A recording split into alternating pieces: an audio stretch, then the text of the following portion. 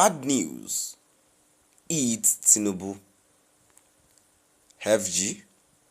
As NLC makes shocking announcement after NNPC increased fuel price again amid hardship. Bad news. Eat Tinubu. FG as NLC makes shocking announcement after NNPC increased fuel price again amid hardship. To my dear listeners, it is indeed a bad news. But what was the announcement the NLC makes to the FG? Kindly stay tuned as I read today's news. In a stirring appeal to Nigerians, Joe Ajaero, the president of the Nigerian Labour Congress (NLC), has urged citizens to organize mass protests against the recent fuel price increase initiated by President Bola Ahmed Tinubu's administration. This call to action comes in response to the Nigerian National Petroleum Company's announcement on Wednesday, which raised the pump price of fuel to over 1,030 naira per litre, intensifying public discontent over soaring living costs. Speaking at a book launch in Abuja, Ajaero emphasized that the issue transcends the labor movement, stating Nigerians are expecting the labor movement to react to this hike. But the issue at stake is more than the labor movement. He called on citizens to unite and mobilize against the government's decision, asserting that it is essential for all Nigerians, not just workers, to respond collectively to the economic challenges they face. Ajairo's remarks come months after the NLC withdrew from a planned nationwide protest aimed at addressing economic hardships, leaving many to question the union's commitment to advocating for the working class. In November 2023, Ajaero had rallied the NLC in a shutdown of the country after being attacked by thugs in Imo State, but since then, his leadership has faced criticism for failing to take decisive action on the escalating hardships inflicted by government policies. Critics have targeted Ajairo's leadership style, accusing him of complacency while the administration's policies have pushed many Nigerians deeper into poverty.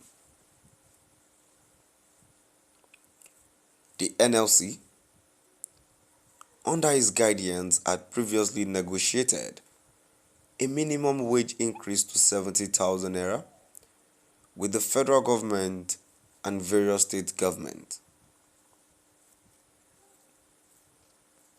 However, the recent surge in fuel prices has eroded the value of this wage increase, and workers have yet to receive the revised minimum wage, which was agreed upon months ago.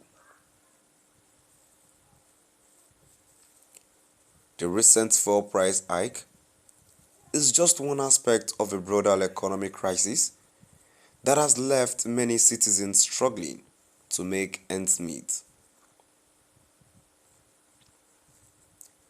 As inflation continues to rise and the cost of essential goods increases, Ajairo's call for protest reflects a growing frustration among the populace.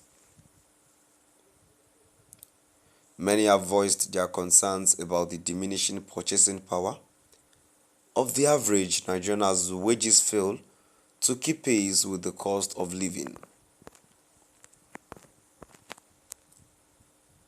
In a political climate marked by discontent and demand for accountability, Ajairo's call for mass protest is likely to resonate with many who feel disenfranchised by the government's decisions.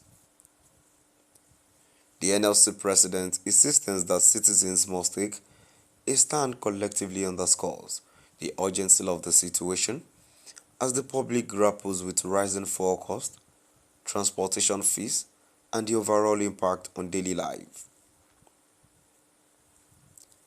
The NLC's prior agreement on the minimum wage was intended to alleviate some of the financial pressures faced by workers, but the continuous hikes in fuel prices have undermined this effort.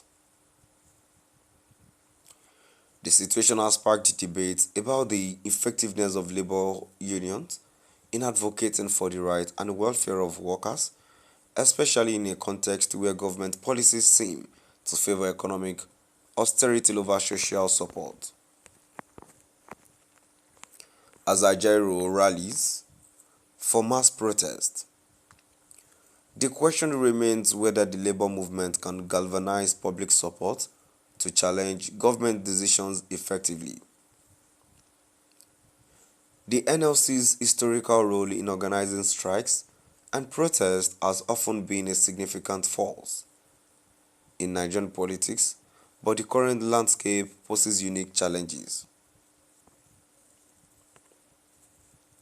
Many Nigerians are calling for the labor movement to demonstrate its capacity to unite various interest groups and push back against policies perceived as detrimental to the working class. To my dear listeners, now I've come to the end of our today's news. And to my dear listeners, in contribution to the news I've read so far, I think one of the problems we are having in this country is our voice has not been heard. Not as if they didn't hear our voice. They are seeing us, but there is nothing we will do to it. Let's not forget we are the power that these people are using. Imagine amidst these